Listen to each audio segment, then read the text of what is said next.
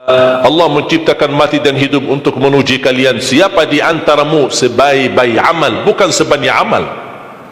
Allah tidak minta tahajud sepanjang malam. Bisa 2 rakaat tutup witir, sudah tahajud itu. Tahajud tidak harus 8 rakaat, tidak harus sunnah hajat, sunnah wudu, sunnah taubat, sunnah apa lagi.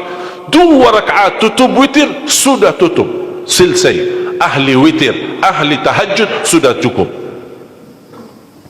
Puasa Ramadan, kita selain bulan Ramadan diberikan kemudahan puasa Isnin Kamis. Kalau tidak bisa 1 hari 1 minggu, kalau tidak bisa pun 3 hari 1 bulan, diberikan kemudahan. Tidak diminta banyak, tidak dibebankan. Wallahi mudah apa yang diberikan oleh Allah dan Rasulnya, mudah diamalkan, tapi pahalanya amat dahsyat.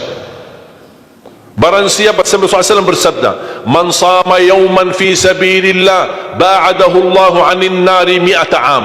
Barang siapa yang berpuasa 1 hari karena Allah, akan Allah jauhkan dari neraka 100 tahun. Ini 1 hari. Bagaimana kalau 30 hari Ramadan? Bagaimana kalau bisa tambahkan salat sunnah-sunnah yang lain? Salat duha, kesempatan, tidak harus 8 rakaat, tidak harus 6 rakaat, tidak harus 4 rakaat, 2 rakaat, dan tidak harus dibaca wasyamsi wa duhaha. Banyak jemaah curhat kepada saya, keluhannya apa? Saya tanya, saya ingin salat duha, tapi susah, saya tidak bisa hafal wasyamsi wa duhaha dan wadduha wal laili idza saja. Masa gara-gara tidak hafal wasyamsi wa duhaha wa duha tidak salat duha? Walaupun tidak hafal, mohon maaf, hafal qulhu, baca qulhu. Rakaat pertama qulhu, rakaat kedua dah apa-apa qulhu lagi, asal duha terjaga. Betul?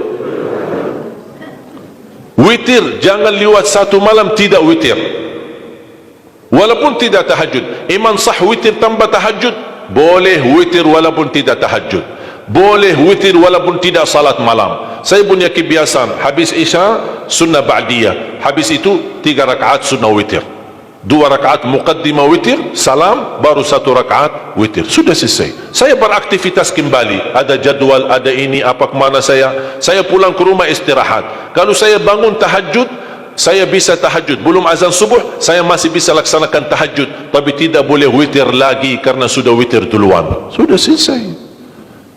Rasulullah SAW bersabda, inna allaha witir yuhibbul witir fa'autiru. Allah maha witir, Allah cinta witir, jagalah witir.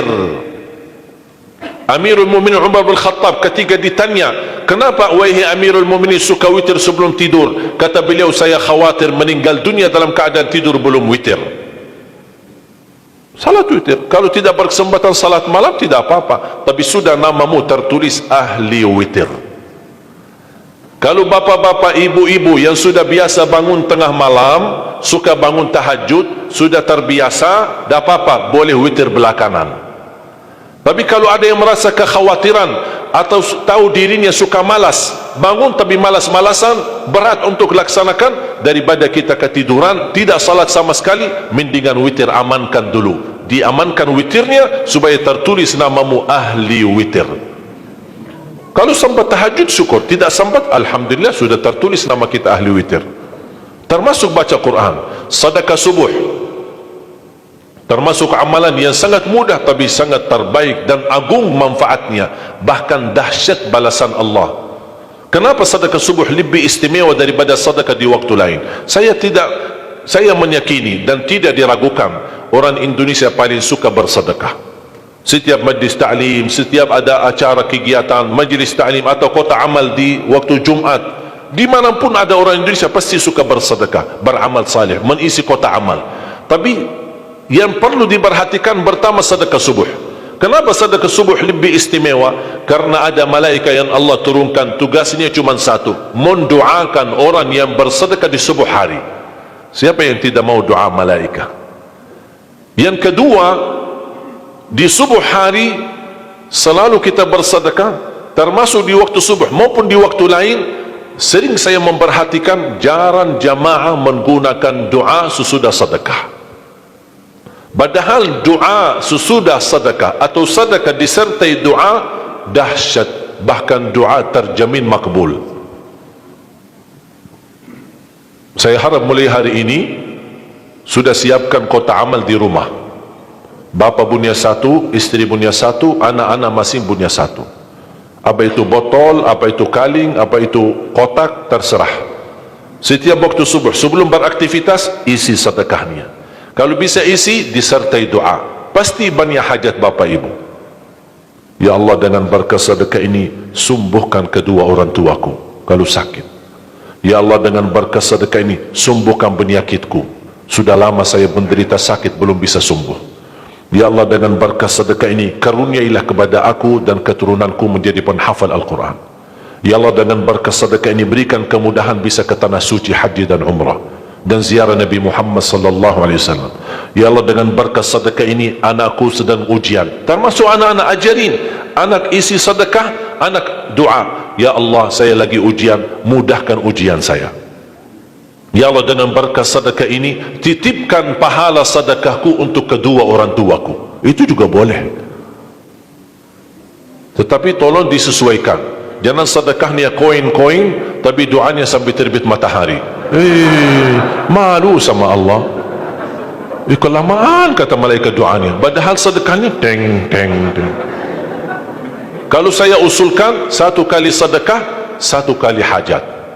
Termasuk anak-anak muda yang sedang melamar kerjaan, isi sedekahnya. Ya Allah, mohon dengan berkah sedekah ini, mudahkan lamaran kerjaan saya supaya diterima, menjadi kerjaan yang membawa rezeki yang halal.